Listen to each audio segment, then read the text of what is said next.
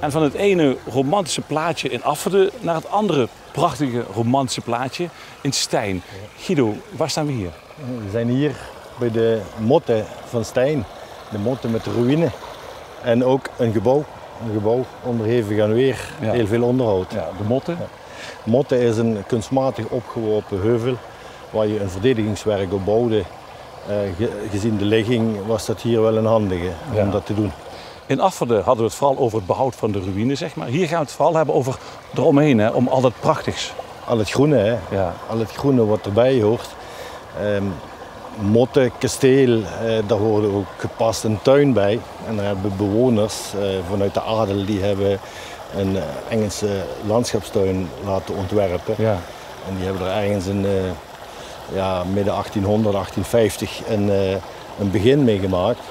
En later, toen de adel verdween en het huis overgenomen werd door paters, hebben de paters het eigenlijk verder vormgegeven tot wat het nu is. Ja, en jullie houden het zo mooi.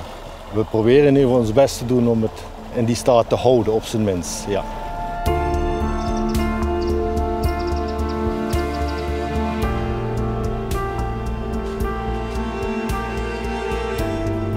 Ik ben geen Liesje, jij hoeft me niet te leren lopen, maar dit is wel een mooie lindenlaan. Ja, dit is een bijzondere lindenlaan. En waarom linden? Waarschijnlijk zijn deze vanuit de tijd van de paters. En linde is een Mariaboom, dus er zit ergens een verbinding met het geloof. Maria, linde. Juist. Ja. En verder is dit prachtig. Linden die hebben een heel zacht blaadje. Dan creëer je een hele mooie humuslaag waar heel veel voorjaarsflora in voorkomt. Anemoontjes en sleutelbloemetjes. Een cadeautje van de linde. Een cadeautje van de linde. Ja. Daarom koesteren we ze ook, mede daarom. Ja.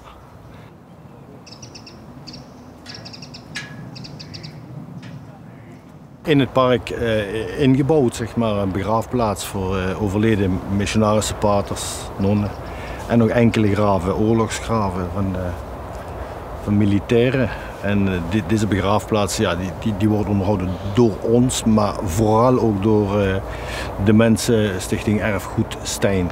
En die doen eigenlijk alle handjeswerk en waar nodig, zoals een beetje bijplanten of een nieuwe boom, dan komen wij en dan doen we dat samen.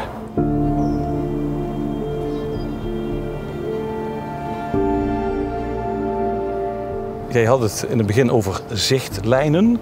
Ja, ik zie hier een mooi uitzicht, maar nog niet echt dat ik heel diep kan kijken. Maar die komen nog? Ja, dat klopt. Dit is eigenlijk de eerste fase. Je ziet links en rechts van ons dat het helemaal dichtgegroeid was, hebben we weggekapt.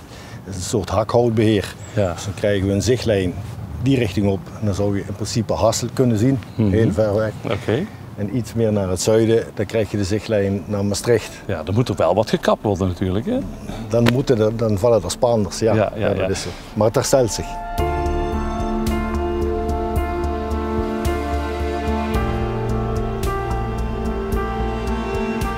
En ik heb hier een hele mooie zichtlijn naar het tuintje.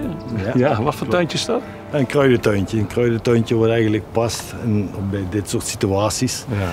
En zoals je kunt denken, werd gebruikt voor arbeid eten. Hè. Noem maar wat, bieslogen, peterselies, maar ook cosmetisch, medisch, verven maken. En het ligt er prima bij nu, hè, zie ik. Ja, dat is super. Dat is initiatief van de vrijwilligers en ze onderhouden het ook volledig. Ja.